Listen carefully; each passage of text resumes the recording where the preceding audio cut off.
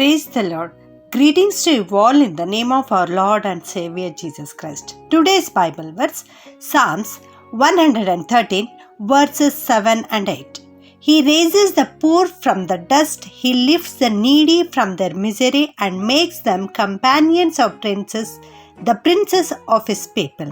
ಕೀರ್ತನೆಗಳು 113 7 ಮತ್ತು 8ನೇ ವಚನ. ಆತನು ದೀನರನ್ನು ಧೂಳಿಯಿಂದ ಎಬ್ಬಿಸಿ ಬಡವರನ್ನು ತಿಪ್ಪೆಯಿಂದ ಎತ್ತುತ್ತಾನೆ. ಪ್ರಭುಗಳ ಜೊತೆಯಲ್ಲಿ ಅಂದರೆ ಅವರ ಜನಾಧಿಪತಿಗಳೊಡನೆ ಅವರನ್ನು ಕುಳ್ಳಿರಿಸುತ್ತಾನೆ.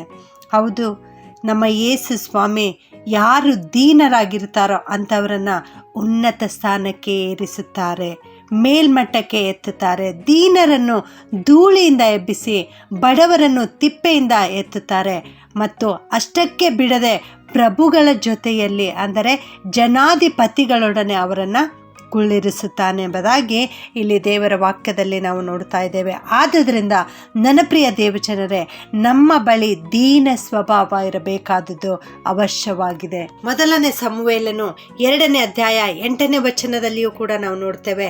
ಆತನು ದೀನರನ್ನು ಧೂಳಿಯಿಂದ ಎತ್ತಿ ದರಿದ್ರರನ್ನು ತಿಪ್ಪೆಯಿಂದ ಎಬ್ಬಿಸಿ ಪ್ರಭುಗಳೊಂದಿಗೆ ಕುಳ್ಳಿರಿಸಿ ಅವನಿಗೆ ಮಹಿಮಾಸನವನ್ನು ಬಾಧ್ಯತೆಯಾಗಿ ಅನುಗ್ರಹಿಸುವವನಾಗಿದ್ದಾನೆ ಎಂಬುದಾಗಿ ಇಲ್ಲಿ ಹನ್ನಳಿಗೆ ದೇವರು ಗಂಡು ಮಗುವನ್ನು ಕೊಟ್ಟಿದ್ದಾರೆ. ಆದುದರಿಂದ ಆಕೆ ದೇವರನ್ನು ಕೊಂಡಾಡುತ್ತಾ ಹೇಳಿರ್ತಕ್ಕಂಥ ಮಾತುಗಳು ಈ ಮಾತುಗಳಾಗಿವೆ. ಪ್ರಿಯರೇ, ಚಿಕ್ಕ ಬಾಲಕನಾದ ಸಮುವೇಲನನ್ನು ದೇವಾಲಯಕ್ಕೆ ಕರೆದುಕೊಂಡು ಬಂದು ಯಾಜಕ ಸೇವೆಗಾಗಿ ಅರ್ಪಣೆ ಮಾಡುವ ಸಮಯದಲ್ಲಿ ದೇವಾಲಯದಲ್ಲಿ ಆಕೆ ಮೊಣಕಾಲೂರಿ ದೇವರಿಗೆ ಸ್ತೋತ್ರ ಸಲ್ಲಿಸುತ್ತಾ ಹೇಳಿರುವ ಮಾತುಗಳು ಈ ಮಾತುಗಳಾಗಿವೆ. ಪ್ರಿಯರೇ, ಹನ್ನಳು ಎಂದರೆ ಇದರ ಅರ್ಥ ದೇವಕೃಪೆ ಎಂಬುದಾಗಿ.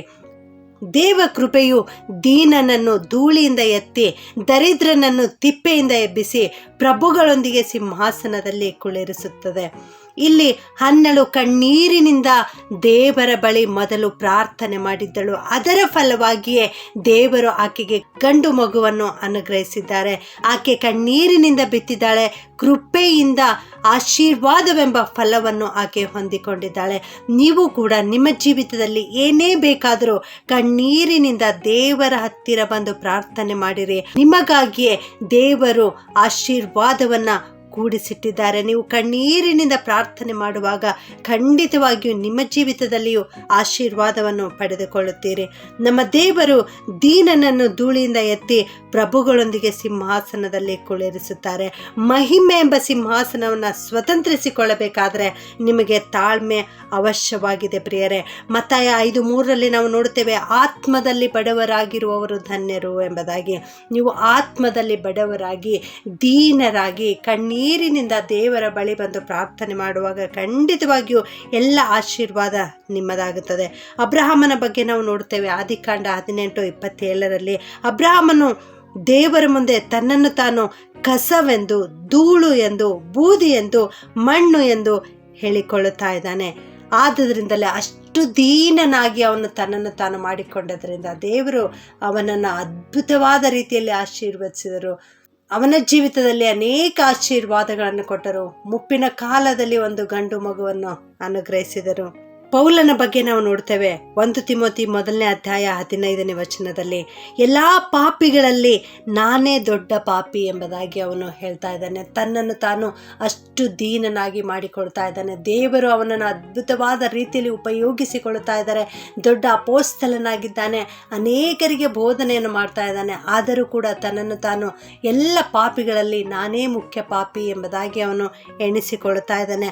ಅದ್ಭುತವಾದ ರೀತಿಯಲ್ಲಿ ಅವನನ್ನು ದೇವರು ಆಶೀರ್ವದಿಸಿದ್ದಾರೆ. ಅವನ ಮೂಲಕವಾಗಿ ಅನೇಕ ಆತ್ಮಗಳು ದೇವರ ಕಡೆಗೆ ತಿರುಗುವಂತೆ ಅನೇಕ ಪತ್ರಿಕೆಗಳನ್ನು ಅವನು ಬರೆದಿದ್ದಾನೆ. ಅವು ನಾವು ಸತ್ಯವೇದದಲ್ಲಿ ಓದುತ್ತೇವೆ.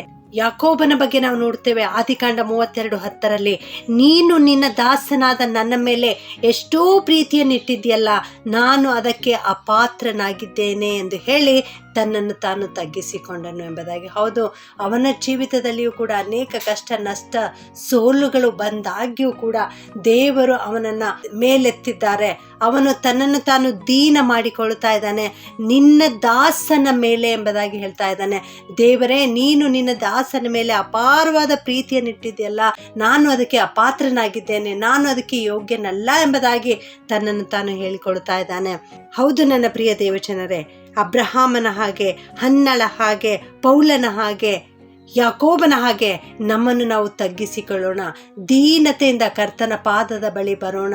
ಖಂಡಿತವಾಗಿಯೂ ದೇವರು ನಮ್ಮ ಜೀವಿತದಲ್ಲಿಯೂ ಆಶೀರ್ವಾದಗಳನ್ನು ಕೊಟ್ಟು ನಮ್ಮನ್ನು ಉನ್ನತ ಸ್ಥಾನಕ್ಕೆ ಏರಿಸಿ ಪ್ರಭುಗಳೊಂದಿಗೆ ಸಿಂಹಾಸನದಲ್ಲಿ ಕುಳ್ಳಿರಿಸುತ್ತಾರೆ. ಪ್ರಾರ್ಥನೆ ಮಾಡಿಕೊಳ್ಳೋಣ.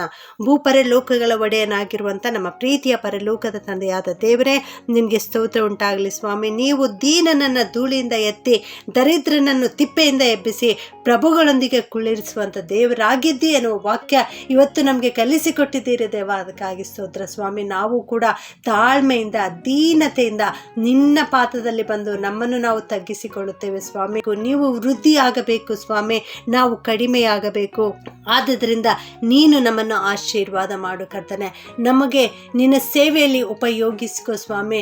ಅನೇಕರನ್ನು ನಿನ್ನ ಕಡೆಗೆ ತಿರುಗಿಸುವುದಕ್ಕಾಗಿ ಸಾಧನವನ್ನಾಗಿ ಉಪಯೋಗಿಸ್ಕೋ ಸ್ವಾಮಿ. ನಾವು ತಾಳ್ಮೆಯಿಂದ ನಿನ್ನ ಪಾದದಲ್ಲಿ ಕುಳಿತುಕೊಳ್ಳುತ್ತೇವೆ ಕರ್ತನೆ. ಆಶೀರ್ವಾದ ಮಾಡು. ಅನೇಕರು ಈ ವಾಕ್ಯ ಕೇಳಿಸಿಕೊಳ್ಳುತ್ತಿರುವವರು ನಿನ್ನ ಪಾದದಲ್ಲಿ ಬಂದು ಇವತ್ತು ಪ್ರಾರ್ಥನೆ ಮಾಡ್ತಾ ಇದ್ದಾರೆ ಸ್ವಾಮಿ.